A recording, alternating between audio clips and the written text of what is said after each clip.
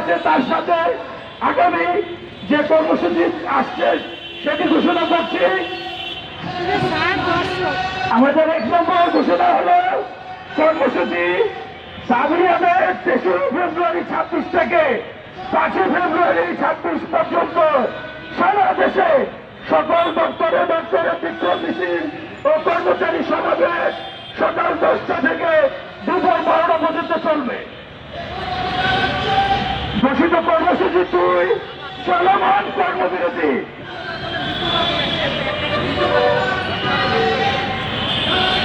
আমি আবারও বলছি সাংবাদিক ভাইদের সুবিধার্থে আমাদের ঘোষিত দাবি 1 দাবি আদায় 3রা ফেব্রুয়ারি 26 থেকে 5 ফেব্রুয়ারি 26 পর্যন্ত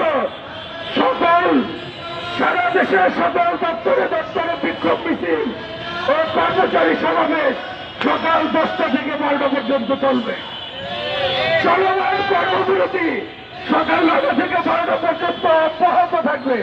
যেটা চলে আসছে দাবি আদায় না হলে আরো কঠোর আন্দোলনের কর্মসূচি ঘোষণা করব।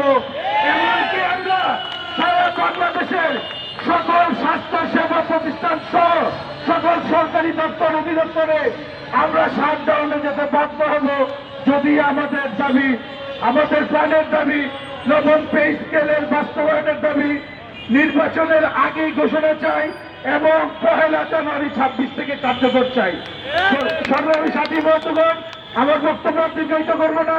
আপনারা দীর্ঘক্ষণ সকাল 10টা থেকে এখন পর্যন্ত আপনারা এখানে আমাদের এই কর্মসূচির সাথে একাত্মতা ঘোষণা করে এখানে অবস্থান করেছেন। আপনাদের সকলকে সংগ্রামী শুভেচ্ছা অভিনন্দন জানাচ্ছি এবং সর্বোপরি আমি আবারও সাংবাদিক ভাইদের এবং SBNSI সহ বিভিন্ন সংস্থার যারা আছেন ভাইরা আমরা আমাদের এই দাবি বাস্তবায়ন হলে আপনারাও উপকৃত হবেন, আমরা সবাই উপকৃত হবে। বাংলাদেশের স্বায়ত্তশাসিত আধা স্বায়ত্তশাসিত সহ সকল প্রতিষ্ঠান সকল গণকর্মচারীরাই এই পে স্কেলের আওতামুক্ত হবে।